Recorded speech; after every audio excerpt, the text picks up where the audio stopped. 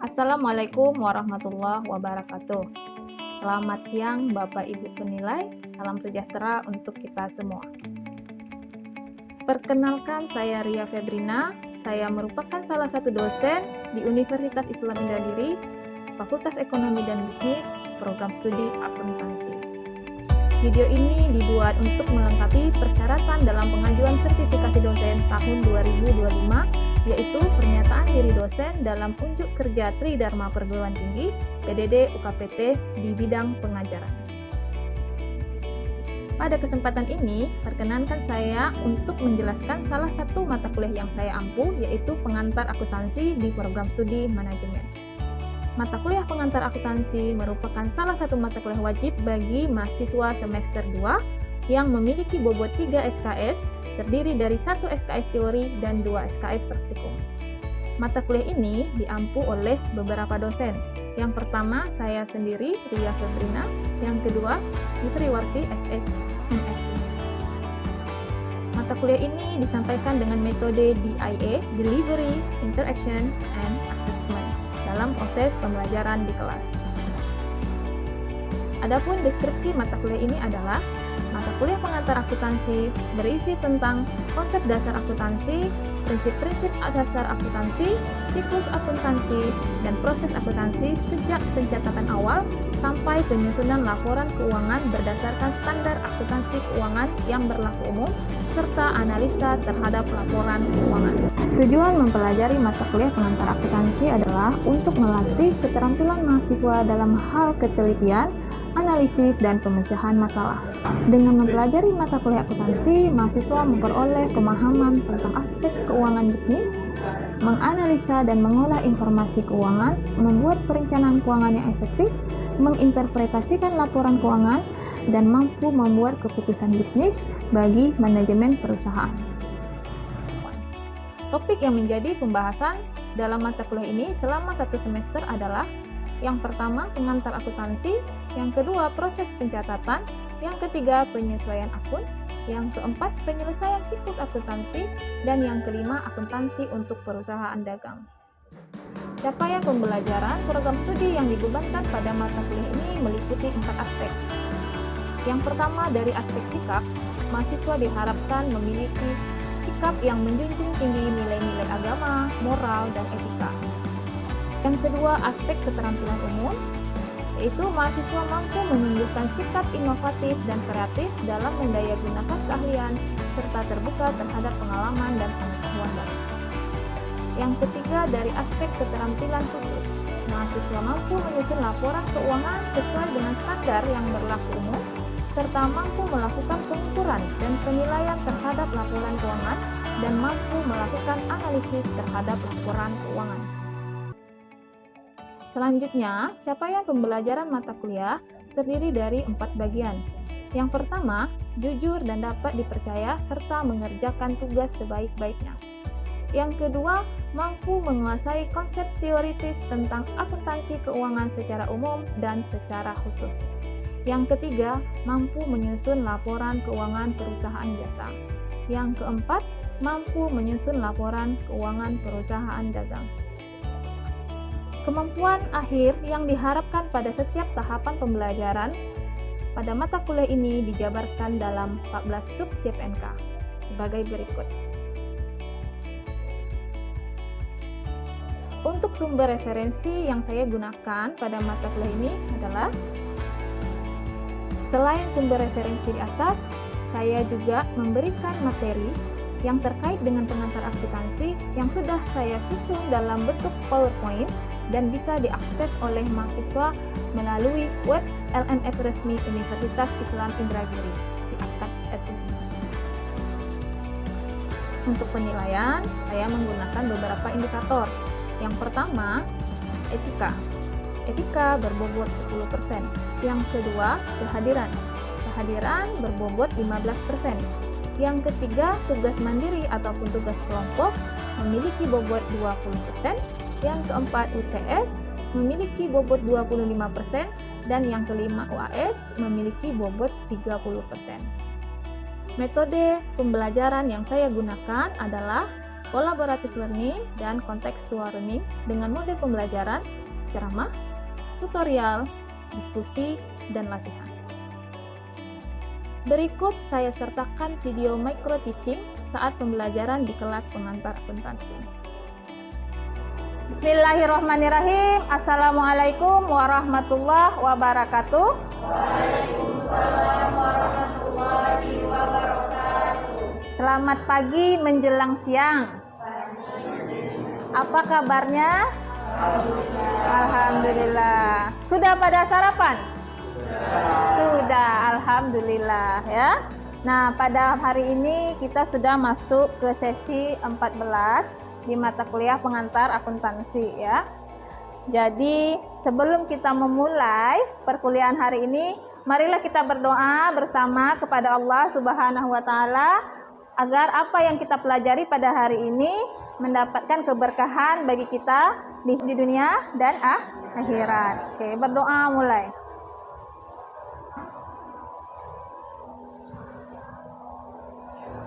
Oke, selesai ya. Untuk absen sudah saya kirim di si akadnya masing-masing. Silahkan di scan barcode-nya ya.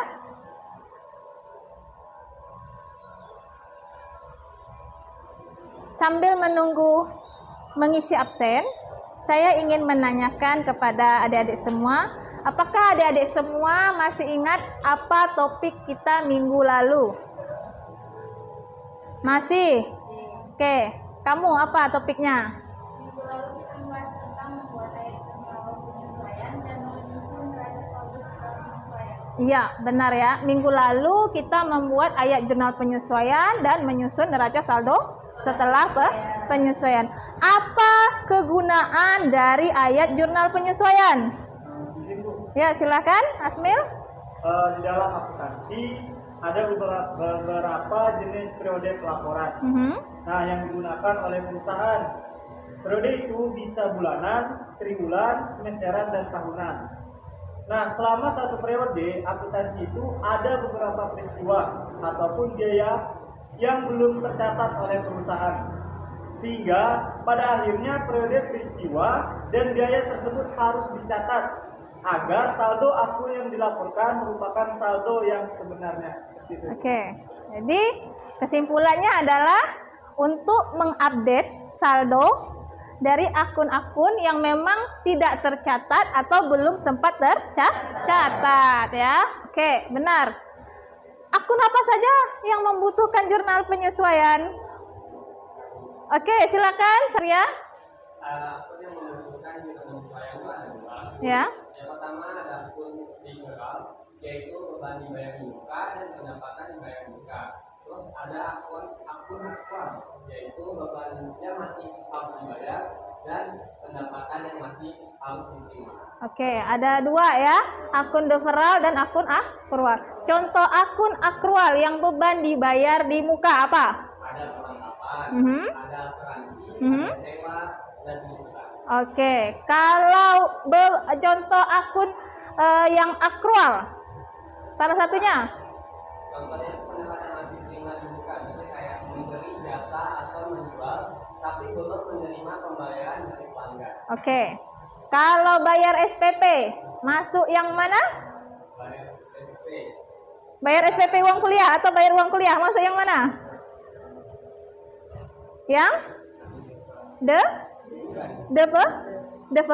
Deferral, biaya dibayar di muka.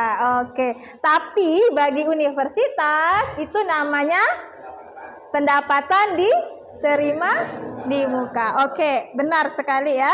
Nah, jadi setelah saya berikan umpan balik, ternyata semua masih ingat apa yang kita pelajari pada minggu lalu ya. Nah, hari ini kita akan melanjutkan pembahasan dari topik utama kita, yaitu akuntansi untuk perusahaan dagang, yaitu menyelesaikan siklus akuntansinya ya, dengan membuat neraca lajur ya, kemudian menyusun laporan keuangan. Nah, ini adalah CPMK dari pembahasan atau materi kita hari ini, yaitu mampu menyusun laporan keuangan perusahaan dagang ya. Adapun subcu PMK-nya adalah mahasiswa mampu menggunakan neraca lajur dalam mengolah informasi perusahaan dagang dan mampu menyusun laporan keuangan berdasarkan informasi pada kertas kerja tersebut. Jadi inilah capaian akhir yang diharapkan setelah adik-adik mempelajari materi hari ini ya. Oke. Nah, ini adalah sub pembahasan kita.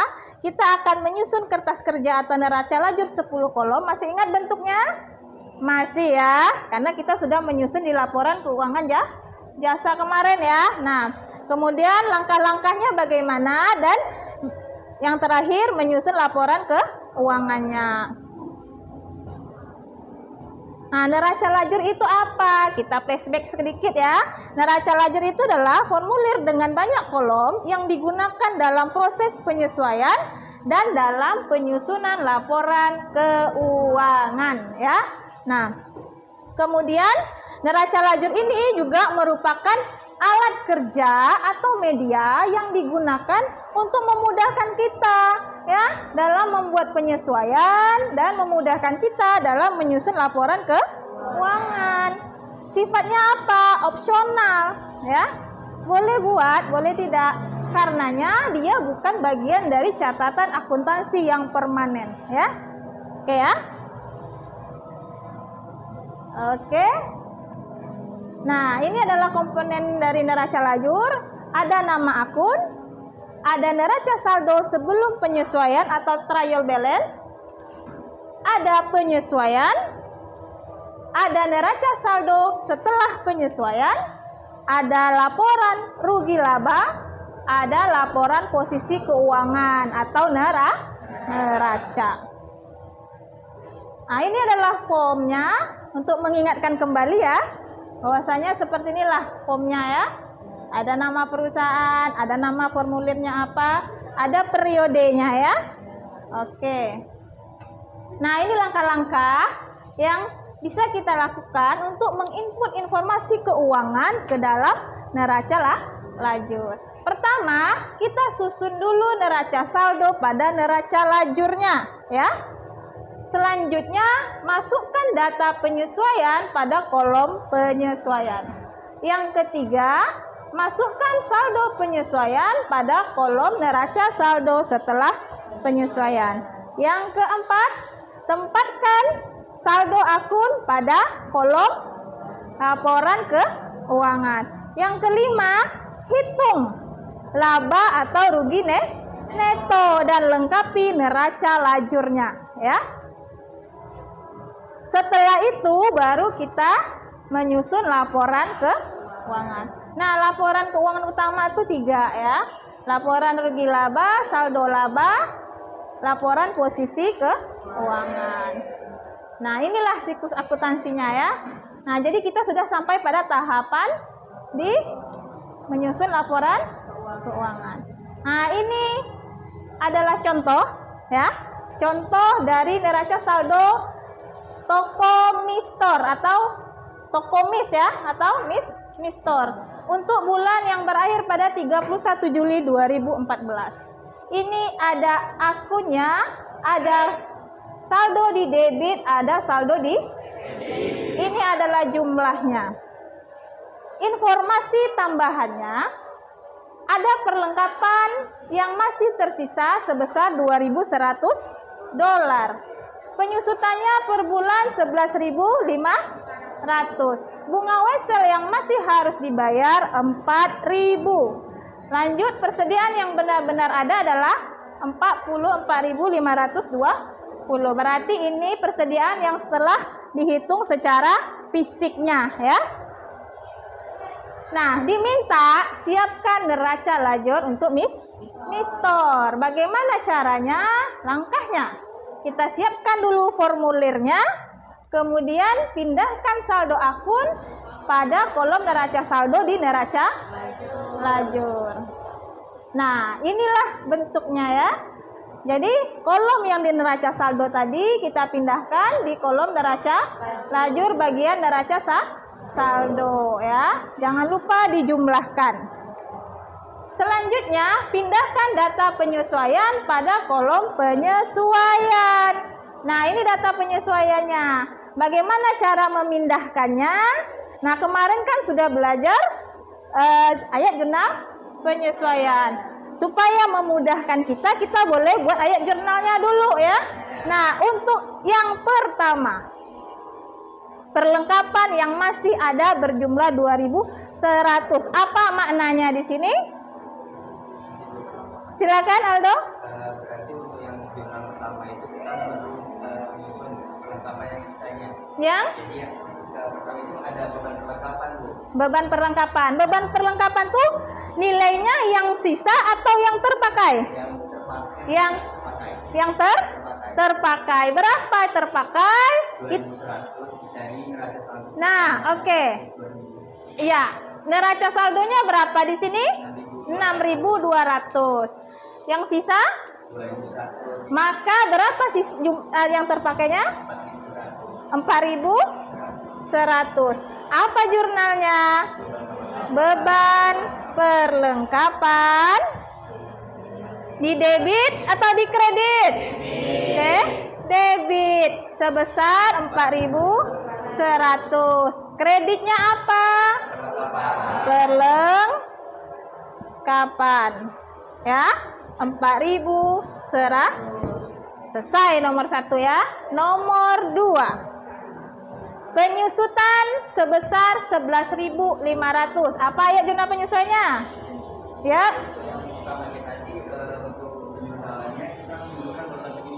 Oke, beban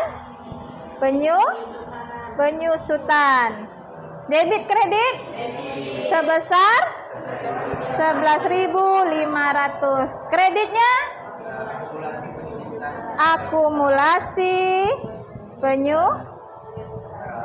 peralatan sebesar 11.500.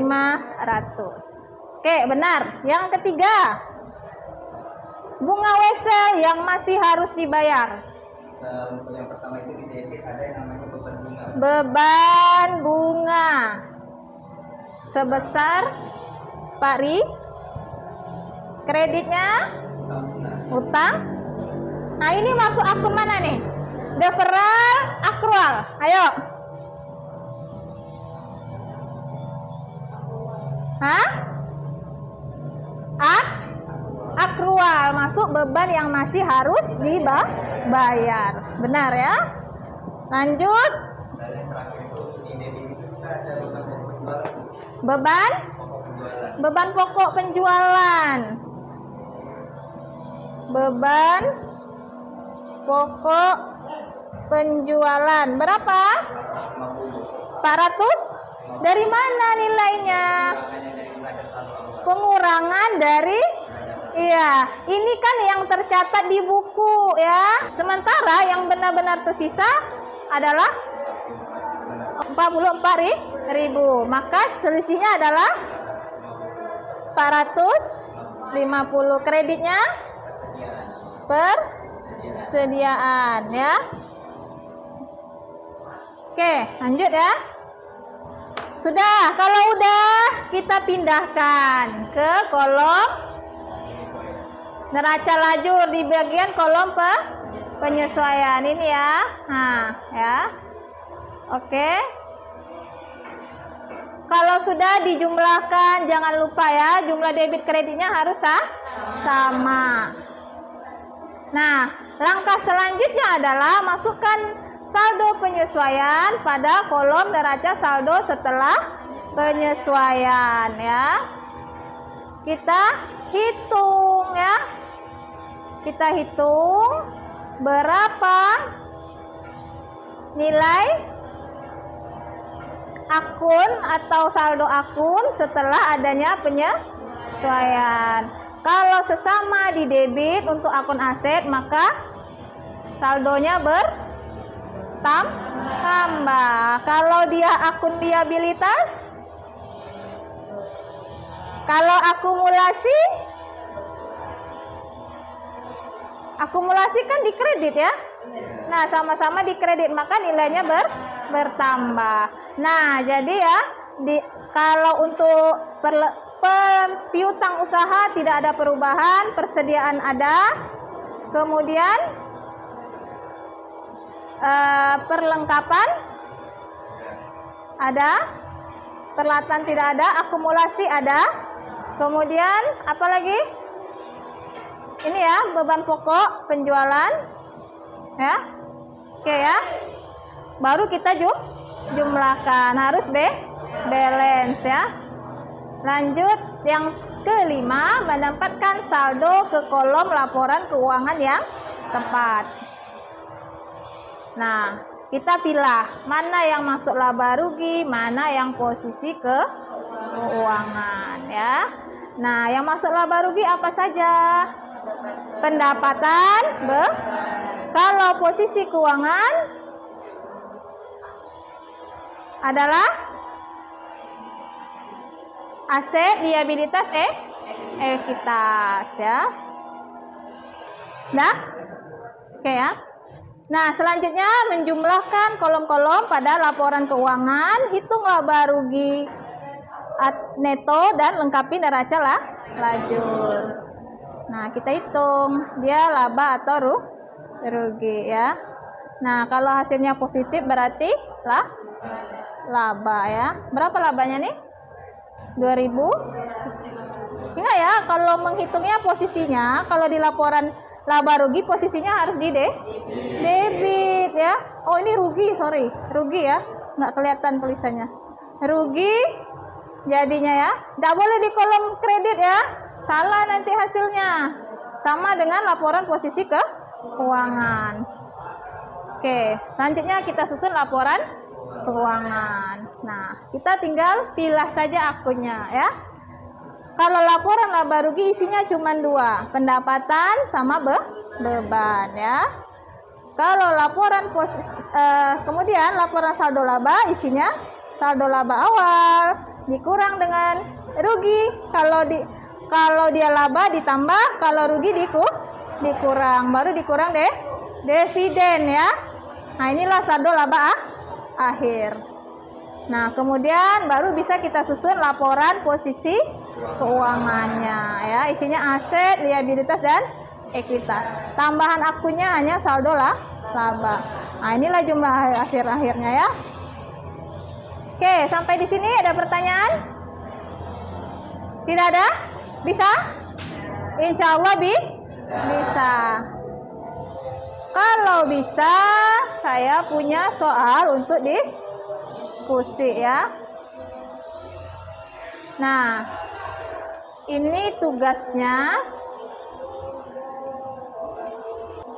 Nah, datanya ada di sini semua. Silakan bentuk kelompok.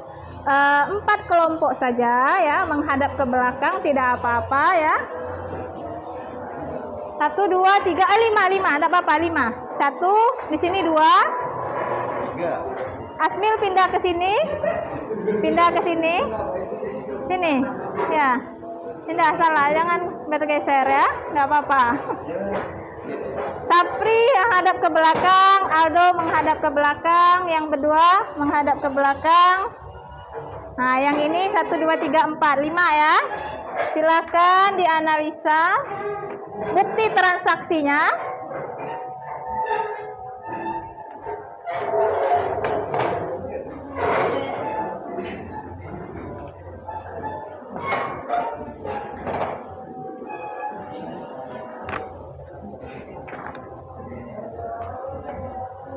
Silakan dianalisa bukti transaksinya, kemudian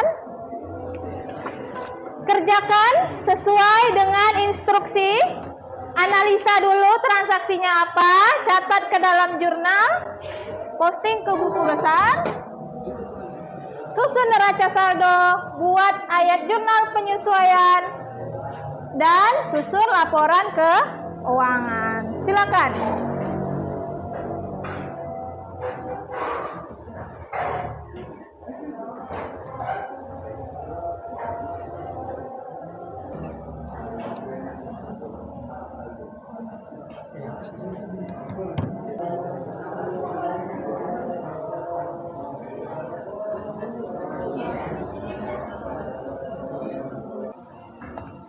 Oke, bagaimana? Sudah selesai? Sudah.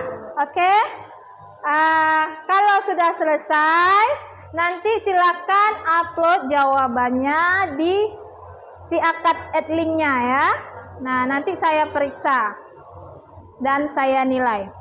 Selanjutnya ada yang mau coba jawab sedikit yang udah selesai tadi katanya? Kasih contoh aja deh. Untuk bukti transaksi yang pertama itu tentang apa? Bukti kas keluar. Apa yang dia bayar itu?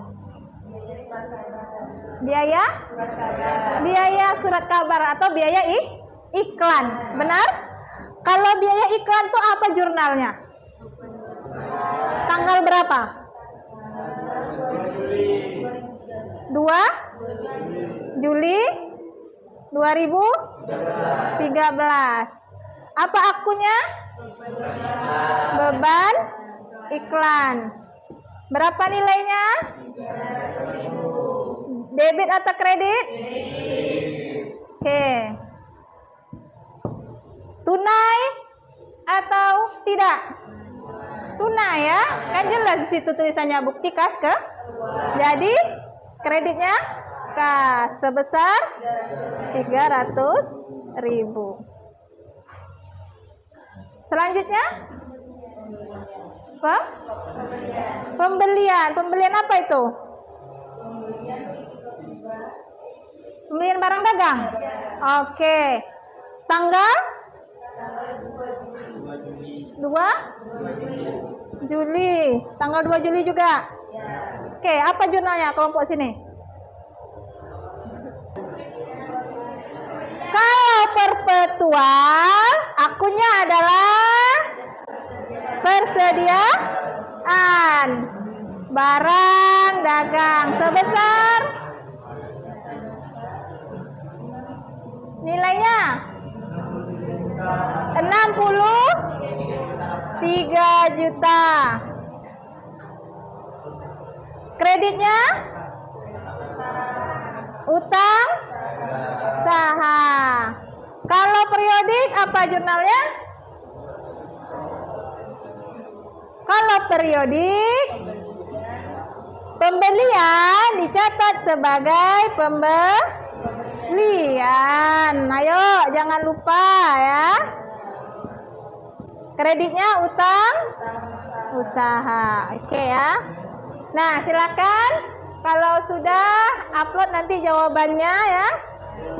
Saya rasa cukup sekian pertemuan kita hari ini. Terima kasih atas kehadirannya. Insya Allah minggu depan kita membahas tentang jurnal penutup dan neraca saldo setelah penutupan untuk perusahaan dagang ya.